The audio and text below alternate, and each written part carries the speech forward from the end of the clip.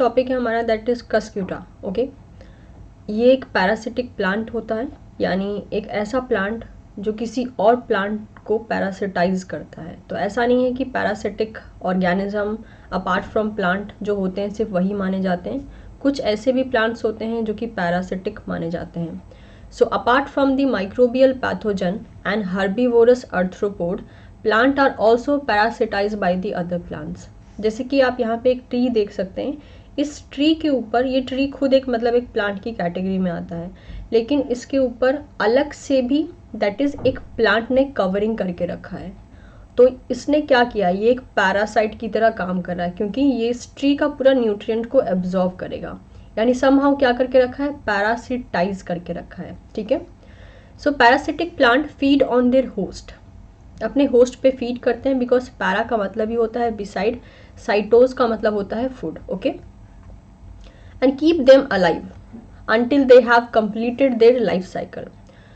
तो जब भी हम पैरासाइट्स के बारे में बात करते हैं तो एक चीज़ दिमाग में आती है कि पैरासाइट अपने होस्ट को तब तक जिंदा रखता है जब तक उसकी रिक्वायरमेंट पूरी ना हो जाए। यानी एक पैरासाइट वर्ड जब हम बोलते हैं तो सबसे पहले दिमाग में आता है द इंसेक्ट और the pathogen which use to keep their host in a alive condition. लेकिन हमेशा के लिए ऐसा नहीं रखते हैं, जैसे उनकी लाइफ साइकिल उनका लाइफ साइकिल जब तक कंप्लीट नहीं होता तब तक वो अपने होस्ट को अलाइव रखते हैं। सो कस्क्यूटा, जिसे हम डॉडर भी कहते हैं, इज अ येलो, ऑरेंज और rarely green parasitic plant, also known as a amar bel in India. तो इंडिया में इसको अमर बेल के नाम से भी जाना जाता है। ठीक है, और ये येलो कलर का हो सकता है, ये ऑरेंज कलर का, या कभी कभी ये ग्रीन कलर में भी देखने को मिलता है। And defined as an obligate stem holoparasite, और इसे हम ऑब्लिगेट यानी स्ट्रिक्ट बेसिस पे स्टेम होलो पैरासाइट कहते हैं, यानी स्टेम को ये पैरासिटाइज करके रखता है। कुछ ऐसे होते हैं प्लांट्स जो कि रूट को पैरासिटाइज करके रखते हैं, कुछ ऐसे होते हैं जो कि दैट इज स्टेम को पैरासिटाइज करके रखते हैं। तो कस्क्यूटा जो है वो स्टेम का पैरासिटिक ऑर्गेनिज्म या पैरासिटिक प्लांट माना जाता है। So plant of the genus Cuscuta belong to the family of Cuscutaceae and comprises about 200 species, all of which live on the stem holoparasite on the other plant। तो लगभग इसकी 200 species पाई गई है। ठीक है, और सबका नेचर यही है कि ये स्टेम को ही पैरासिटाइज करते हैं। So Cuscuta species possess no fully expanded leaves and the vegetative portion appear to be a stem only. तो अगर जब आप इस पिक्चर को अगर आप देखते हैं तो इसमें कहीं भी लीव्स आपको नजर नहीं आएंगी। ठीक है, सिर्फ स्टेम्स ही रहेंगे, और वो स्टेम अपने होस्ट के स्टेम पे पैरासिटाइज करके रखेंगे, पूरा ऑक्यूपाई करके रखेंगे। तो इनके अगर हम लीव्स की बात करें या वेजिटेटिव पोर्शन की बात करें तो सिर्फ और सिर्फ स्टेम ही देखा जाता है और कोई पोर्शन नहीं देखा जाता है।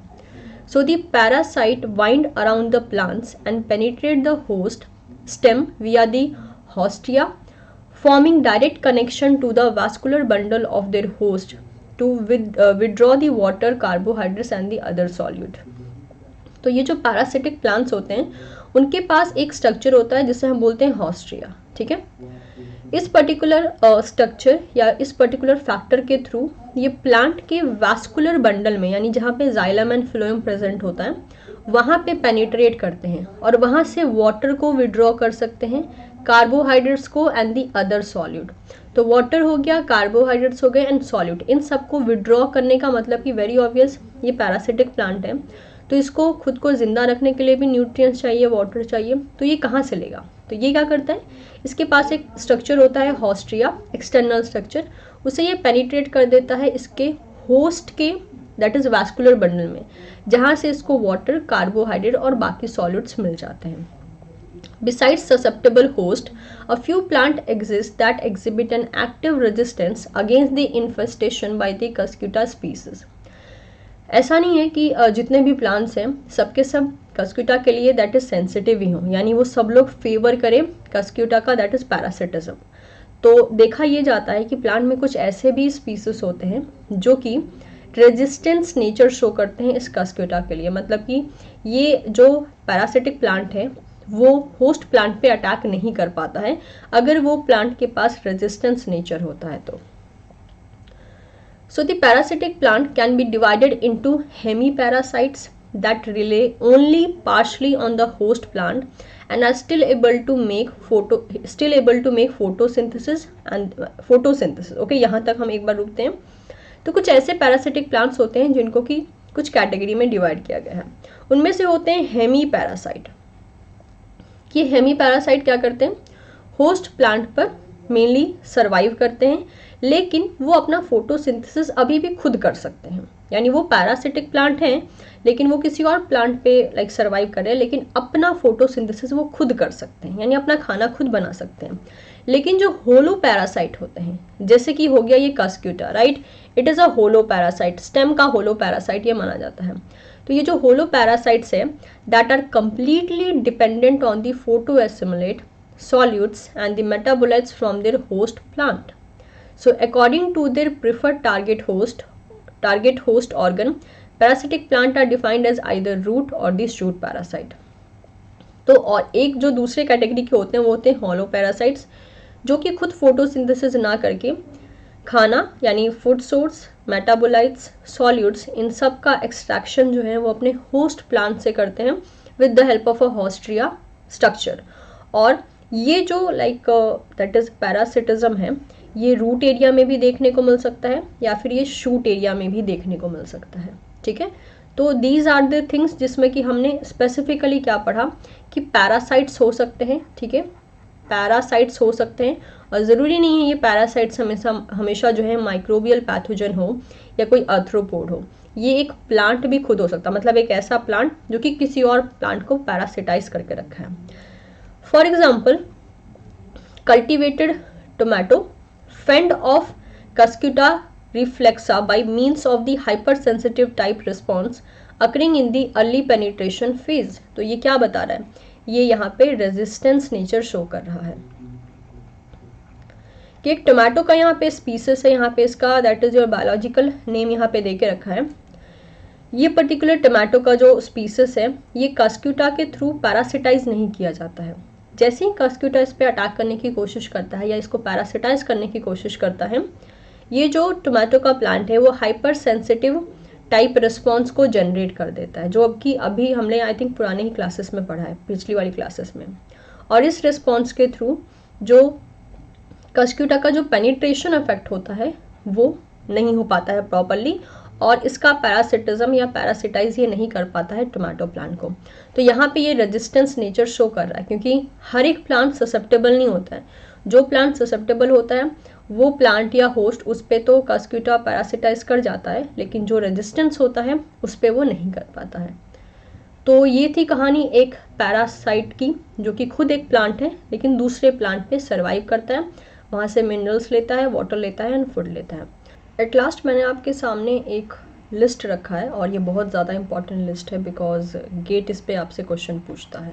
ओके, गेट क्या, बहुत से एग्ज़ाम आप बोल सकते हो, बहुत से एग्ज़ाम्स में यहाँ से क्वेश्चन आते हैं कि पैथोजन कौन सा है, डिजीज़ कौन सा कॉज करता है और कौन से प्लांट में कॉज करता है. लास्ट ईयर भी आया था, इससे लास्ट ईयर भी आया था, तो आता ही रहता है इससे मैच द फॉलोइंग टाइप में. एंड तीनों कॉलम बना के आता है, लाइक 3 कॉलम वाले क्वेश्चन जो होते हैं वो लगभग आई थिंक गेट के फेवरेट होते हैं. तो 3 कॉलम वाले क्वेश्चन जो हैं वो आने लगे हैं, इनफैक्ट अब CSR में भी आने लगे हैं. जैसे कि फॉर एग्जांपल अगर मैं कहूँ पैथोजन को, लाइक एक अगर पैथोजन यहाँ पे ले ले दैट इज़ ब्लूमेरिया ग्रामिनिस, ये डिजीज़ जो कॉज करता है उसका नाम है पाउडरी मेल्ड्यू और प्लांट है दैट इज़ बार्ले. सिमिलरली यहाँ पे बहुत से नाम मेंशन हैं, जैसे कि आप याद कर सकते हैं डिजीज़ जैसे कि हो गया पाउडरी मेल्ड्यू बार्ले में देखा जाता है, ब्लास्ट डिजीज़ राइस में देखा जाता है, स्कैब एप्पल में, टिक्का डिजीज़ ग्राउंडनट में, पनामा बनाना. देख रहे हैं आप, नाम एक जैसा सिमिलर कॉज लाइक साउंड कर रहा है, तो आप ऐसे याद रख सकते हैं. टिक्का डिजीज़ को मैं इस ढंग से याद रखा करती थी कि ग्राउंडनट का यानी मूंगफली का टिक्का बहुत अच्छा लगेगा, टेस्टी लगेगा अगर बनाया जाएगा तो मैं इस तरीके से मतलब फ़नी तरीके से आप इसको कुछ करके याद रख सकते हो. That is scab. ठीक है, स्कैब जब बोलते हो तो एब आता है, एब एप्पल थोड़ा बहुत सिमिलर साउंड करता है. ठीक है, तो इस ढंग से आप याद कर सकते हो. तो इसके अलावा लूज मट की बात करें तो ये आपको वीट में देखने को मिल सकता है, what disease potato, early blight potato and tomato दोनों में देखने को मिल सकता है. Fire blight again woody plant के पार्ट्स में देखने को मिल सकता है. तो डिजीज़ एंड प्लांट्स तो याद हो जाते हैं, मेन प्रॉब्लम आती है दैट इज़ इसमें पैथोजन के नाम को याद करने में. तो एक दो जितना आपसे याद हो सकता है आप याद कर लीजिए, बिकॉज और कोई ऑप्शन तो है ही नहीं, क्योंकि अगर इस टाइप से क्वेश्चन आएगा फॉर श्योर, ठीक है, आता रहेगा। एंड वेरी ऑब्वियस अगर आता है तो we have to we have to remember all this facts कि पैथोजन कौन से डिजीज़ कॉज करते हैं और कौन से प्लांट में कॉज करते हैं।